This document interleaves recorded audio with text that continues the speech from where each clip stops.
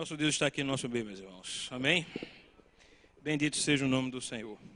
Toda honra, toda glória sejam dadas a Ele. Amém? Aleluia. Abra sua Bíblia, meu irmão, no Evangelho de Lucas. Lucas, capítulo 23, a partir do versículo 33, diz assim: E quando chegaram ao lugar chamado Caveira, ali o crucificaram. E aos malfeitores, uma à direita e outro à esquerda.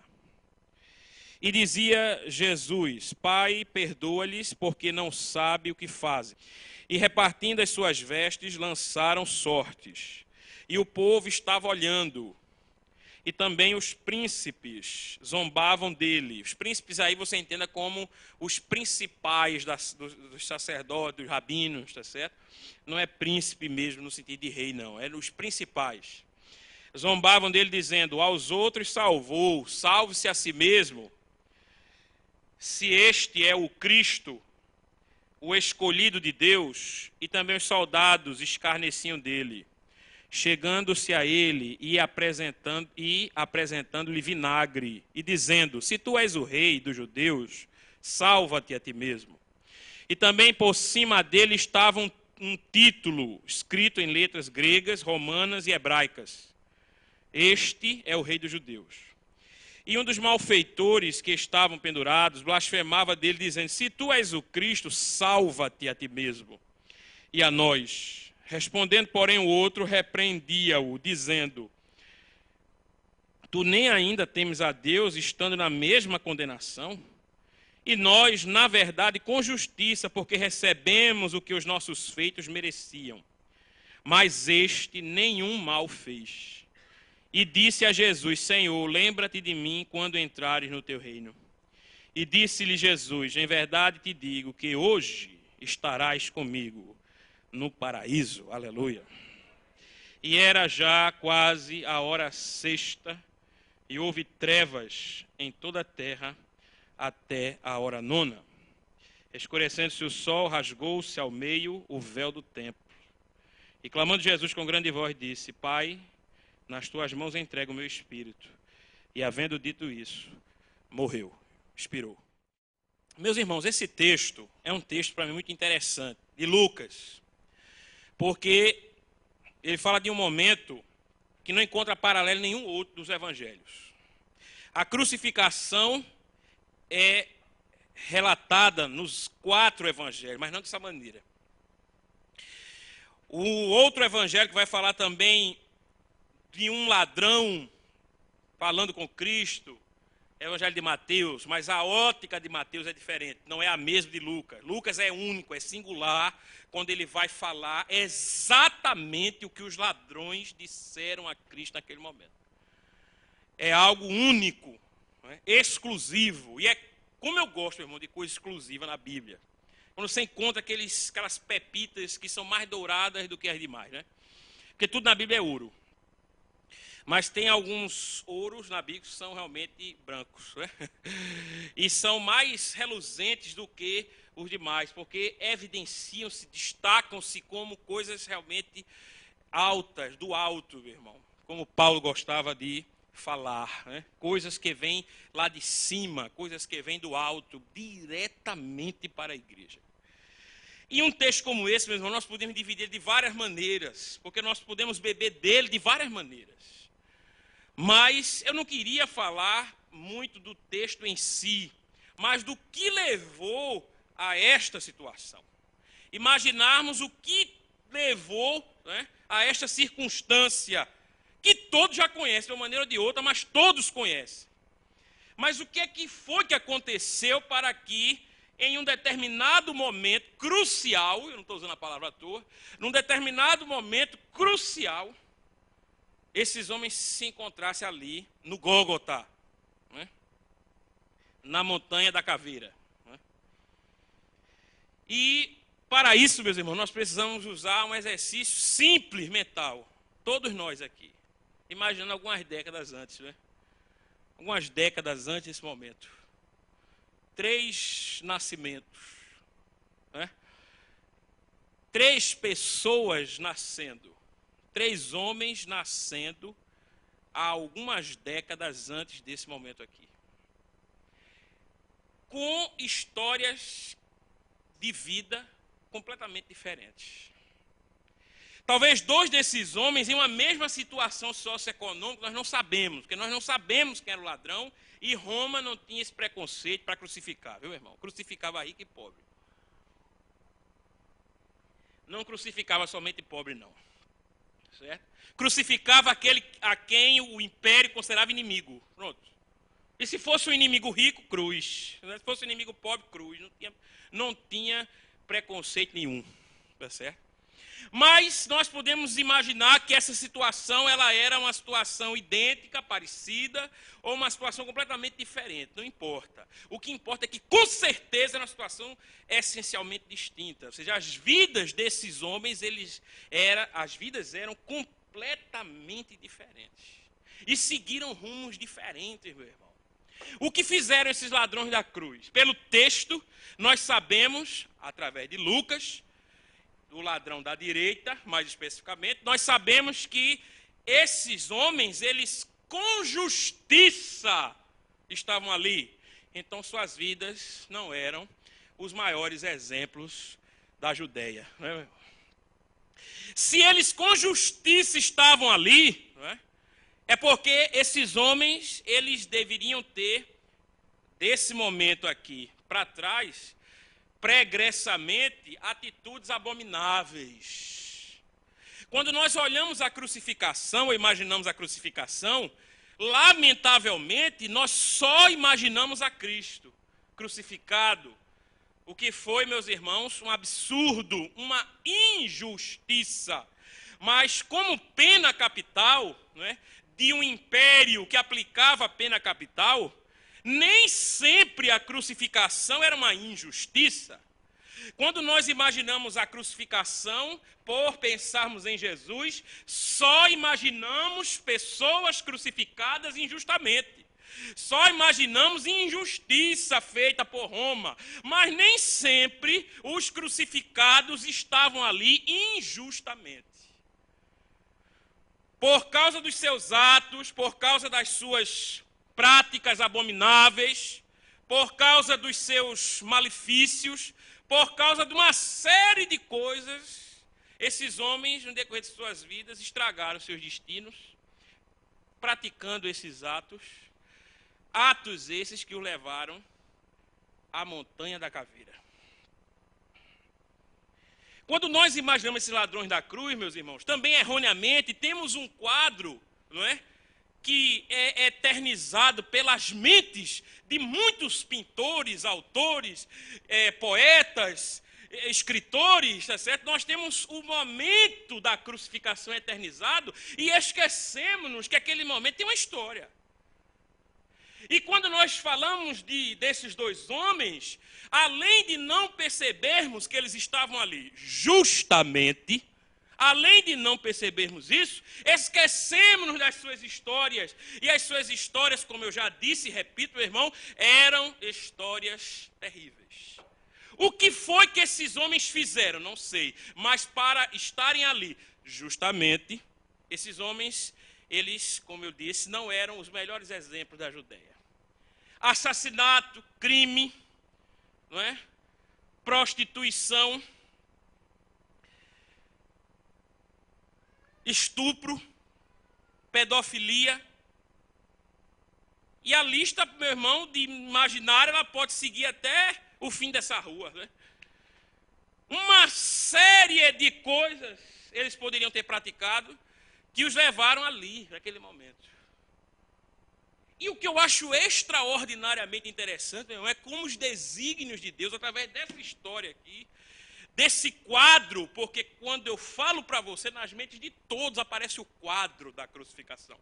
É como nesse momento nós nos ligamos exclusivamente no centro do quadro, onde está a cruz de Cristo. E não podia ser diferente, porque é lá no centro do quadro que está a maior, ou a parte mais importante do quadro. Mas o quadro, além de ter história, não é só centro. Bendito seja o nome do Senhor. E é justamente pela periferia do quadro, meu irmão, aleluia, é que nós encontramos o Senhor Deus ainda naquele momento distribuindo graça. Bendito seja o nome do Senhor. Se você olha somente para o centro, dada a sua malignidade, dada a sua distância de Deus, dado o seu estado natural de pecaminosidade, você se ofusca com a luz. Quem é esse que não se ofusca? Se nós olharmos exclusivamente para o centro do quadro, nós somos ofuscados, meu irmão, porque a luz de Deus é maravilhosa demais para que olhemos e não sintamos absolutamente nada. Mas graças a Deus pela periferia do quadro, graças a Deus pela história da imagem. Porque a partir daquela história é que nós entendemos o que Deus é, quem Deus é e o que Ele faz. Para chegarem ali, meus irmãos, aqueles homens, eles devem ter vivido, como eu disse no início, algumas décadas. Como foi que eles viveram? Talvez no limite. Ninguém vai para a cruz sem ter vivido no limite. Viveram no limite do seu senso de justiça, que devia ser precário. Viveram no limite da sua efemeridade. Viveram no limite da sua desumanidade. Viveram no limite do seu desamor. Viveram no limite das suas obras mais. Viveram no limite em termos de uma série de coisas, meus irmãos, de variáveis que existem na vida do ser humano. Viveram no limite, no limite, no limite. E esse limite os levou também a um limite de existência, que foi cortado, meu irmão, abruptamente por causa do seu estilo de vida. A cruz era a vergonha, era o desprezo total. A cruz significava maldição. A cruz significava aqueles que eram considerados párias. Então ali na cruz estavam dois párias conscientes dos seus atos. Tão cheios de malignidade, meus irmãos, que muitas vezes, porque nós olhamos exclusivamente para o centro do quadro, somente a cruz de Cristo, esquecemos que nós nos identificamos naturalmente mais com os da periferia do que com o do centro. Nós nos identificamos mais com aqueles que estão do lado do que aquele que está no centro, porque o que estava no meio estava lá injustamente. E a teologia do Novo Testamento vai dizer posteriormente, meus irmãos, que todos nós estávamos condenados, porque a nossa natureza é uma natureza pecaminosa e que merece a cruz. Então eu convido você essa noite a deslocar o seu foco um pouco do centro para que você se ofusque menos e comece a olhar para a periferia deste quadro, aonde estão ladrões, que são seres humanos, meros seres humanos, iguais a mim e a você. Quem está lá na cruz? A humanidade inteira, representada nesses dois homens. Vil, maligna, no limite, desumana, hipócrita, mentirosa, gananciosa, soberba, arrogante, maledicente, vil em todos os aspectos, irmão, estampado na frente daqueles dois homens, porque Deus imprimiu esse quadro com aqueles homens para que a sua história reverberasse até nós esta noite, aleluia. Bendito seja o nome do Senhor. E lá, meus irmãos, no limite das suas existências, depois de uma vida vivida no limite, aqueles homens estão lá e um olha para a esquerda e outro para a direita, não é?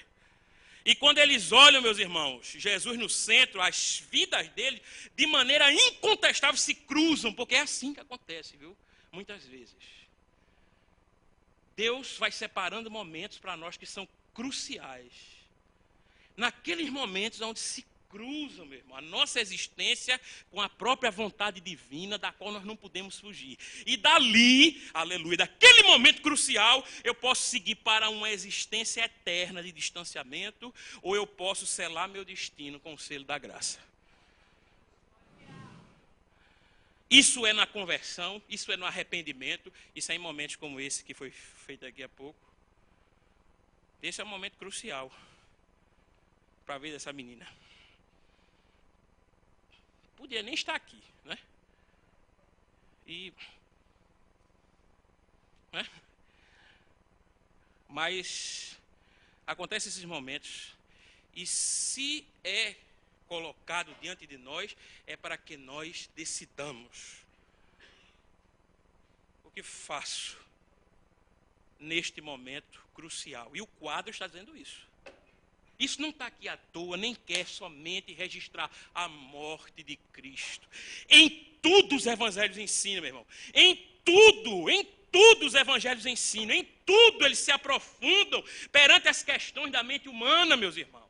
Mesmo que a mente humana não esteja ligada no quadro, mas em tudo Deus expõe a nossa natureza, a vergonha, o louvor, a loucura, a ambição, a moderação, a imoderação. Em tudo Deus nos faz confrontar conosco mesmo. E aqui não é diferente, porque isto é um espelho.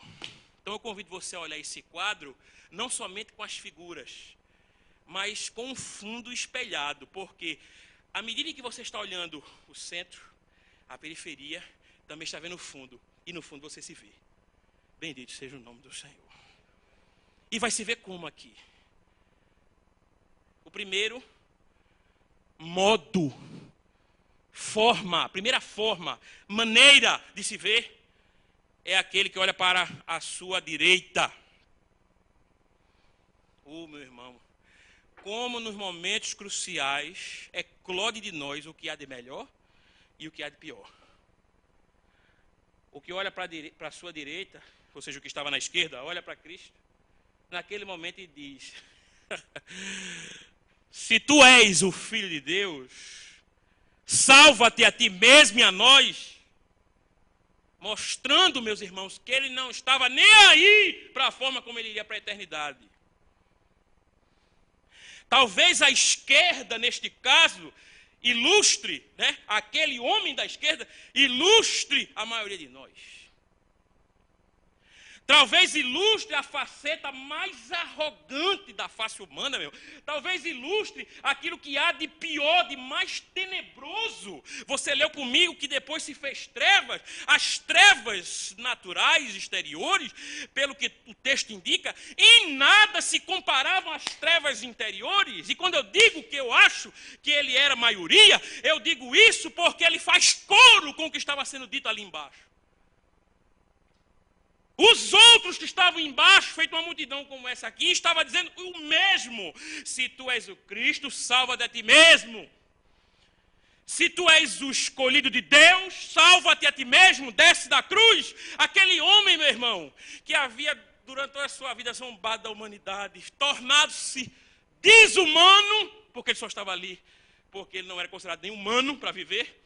Aquele homem estava fazendo coro com o resto da humanidade, porque enquanto nós estamos distantes de Deus, a nossa natureza é uma só.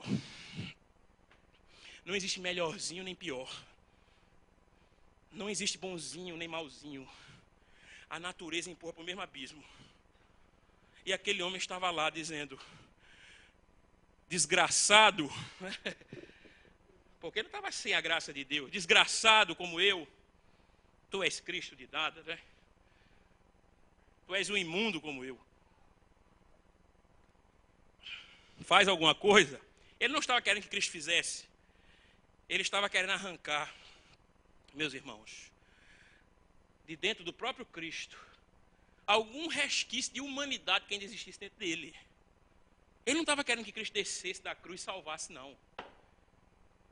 Ele estava escarnecendo para que no momento derradeiro da sua vida, o resquício de humanidade que Cristo tivesse dentro de si, porque ele não conhecia Cristo, que Cristo vomitasse nas caras de todos aqueles que estavam ali embaixo, a quem ele passou, com certeza, toda a sua vida desprezando. E isso ilustra, meu irmão, um aspecto de homem. Isso ilustra um aspecto de ser. Preste atenção, porque tem a ver com você e comigo. Isso ilustra um aspecto de existência, gente.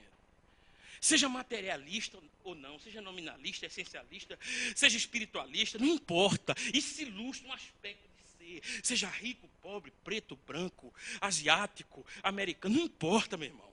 Eu estou falando de gênero humano. Isso ilustra um tipo de ser. Ele está ali dizendo que os seres humanos, geralmente, na sua caída natureza pecaminosa, diriam a Cristo: desce da cruz se tu és o Cristo, desce da cruz se tu és o escolhido de Deus, desce da cruz, tu não és nada.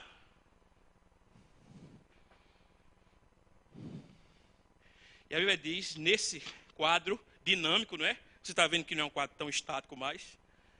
Nesse quadro dinâmico, onde as figuras se mexem, aleluia, o foco continua brilhando, viu?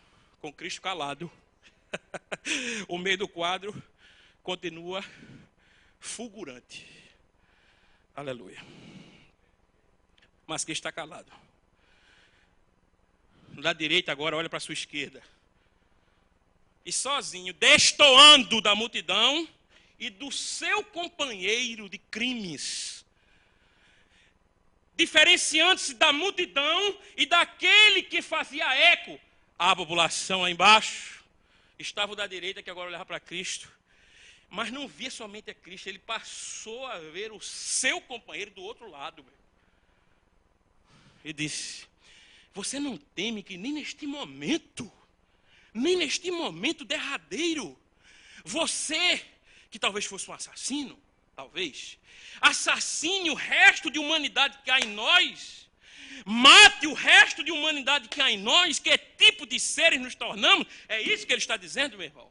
Que tipo de existência é essa que nós estamos? Eu vou para a eternidade como? Feito um animal? Não vou feito um animal.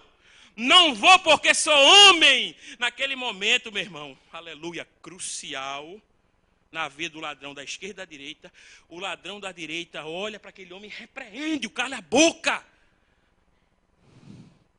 É dessa maneira que você quer passar para a eternidade? Nós estamos aqui porque merecemos.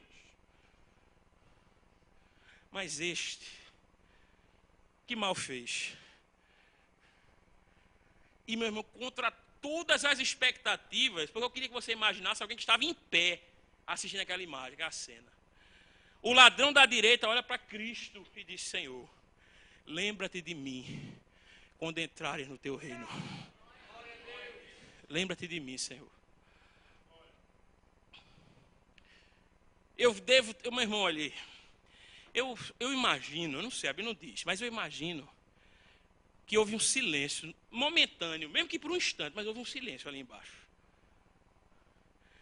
E eles, os de baixo, devem ter olhado para cima e devem ter dito: mas o que é isso? Ele está pedindo a Cristo, a Jesus?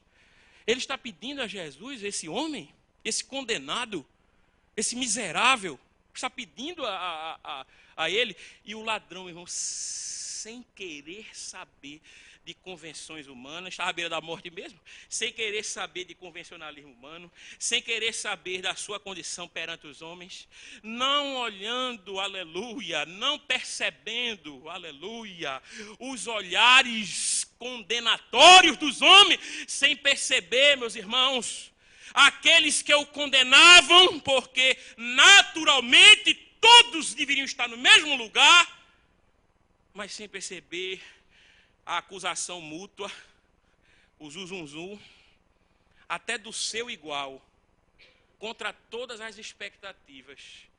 Ele permite que a luz que está no meio do quadro brilhe para a direita. Aleluia. E aquele quadro, meu irmão, então começa a se iluminar. Porque não é mais a direita, o centro somente que brilha agora. Mas um lado também começa a brilhar. Ó, meu irmão, para esconder a feiura daquele momento, Deus deu trevas. Porque era um momento feio da humanidade. Era um momento feio. Terrível. Horrível. Aí Deus esconde aquilo com trevas. Distancia-se de Cristo, porque estava carregando o pecado de toda a humanidade. Esconde aquela cena dos olhos humanos com trevas. Ninguém mais via nada. As trevas eram palpáveis. Agora só iriam ouvir. Aleluia. Bendito seja o nome do Senhor.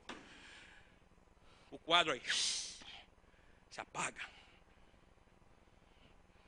Mas a luz espiritual que está brilhando no centro, espalhou-se pela direita, agora brilharia, aleluia, em incontáveis corações.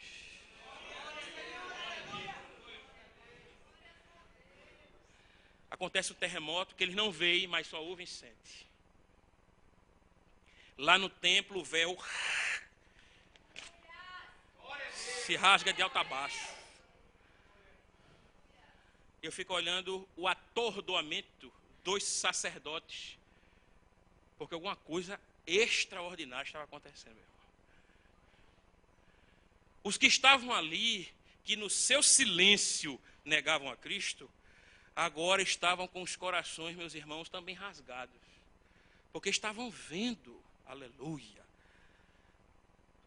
todo um agir sobrenatural naquele momento. Quando nós pensamos agora no quadro, meus irmãos, esse quadro não está mais aquele quadro, né, que aparece da mente da maioria dos pintores, uma montanha bem calma, né, 3 cruzes, 3 homens pendurados e uma multidão lá embaixo. Eu quero que você desfaça um pouco esse quadro da sua mente. Agora é confusão. Corre, corre, terremoto, rasgou-se o véu, um ladrão contra todas as expectativas pediu clemência e no meio das trevas ouviu-se Jesus dizer, aleluia, hoje estarás comigo no paraíso. Aí a coisa, o quadro já não é o mesmo, né? O quadro está a perturbação total, meu irmão. E no meio daquela perturbação, em meio à névoa negra, ninguém vê mais nada, não é isso? Trevas totais. Mais uma vez Jesus brada, Senhor, em tuas mãos entrego o meu espírito. E com isso, ele está dizendo, a partir de hoje, está assinalada, não a derrota deste homem, não a derrota dos que creem, não a derrota da igreja, mas a sua vitória. Aleluia. Bendito seja o nome do Senhor. O que é que essa imagem aqui representa para mim e para você? Um quadro na parede, meu irmão, não representa este quadro 1%, meu irmão. 0,5% do que essa imagem de verdade significa. O que nós acabamos de ler, apressadamente, e refletir durante poucos minutos, é o resultado, é o retrato da nossa vitória. Aleluia. Nós temos histórias de vida diferentes. Aqui e acolá, o Senhor pinça essa história e a coloca em um momento crucial. Aquelas 2 existências começaram diferentes, encontraram-se em um momento da história, aleluia, no mesmo lugar, no tempo e no espaço, e infelizmente seguiram caminhos eternos diferentes. Começaram diferentes, terminaram diferentes. Começaram distintos, terminaram mais distintos ainda. Começaram separados, terminaram a eternidade separados. O Senhor Deus te trouxe aqui esta noite. Quem sabe se para alguém aqui, esse não é um momento crucial. Quem sabe se para alguém aqui, esse momento singelo, não é um momento crucial. Bendito seja o nome do Senhor. Olhe, veja bem o que acontece nesse momento. Vidas diferentes, com nascimentos diferentes, perspectivas diferentes, desejos diferentes, histórias diferentes, estão reunidos no mesmo local, no mesmo tempo e espaço, aqui. Todos ouvindo a mesma história. Como você vai lidar com o que você está ouvindo agora, daqui para frente, é problema seu. Bendito seja o nome do Senhor. Mas em cada momento, aleluia, crucial, na vida de cada ser humano, nós podemos tipificar esses momentos como quadros. E se nós permitirmos que o nosso quadro seja o quadro onde Jesus aparece, no centro dele está brilhando a luz da graça de Deus. Bendito seja o nome do Senhor. Vamos ficar em pé, em nome de Jesus.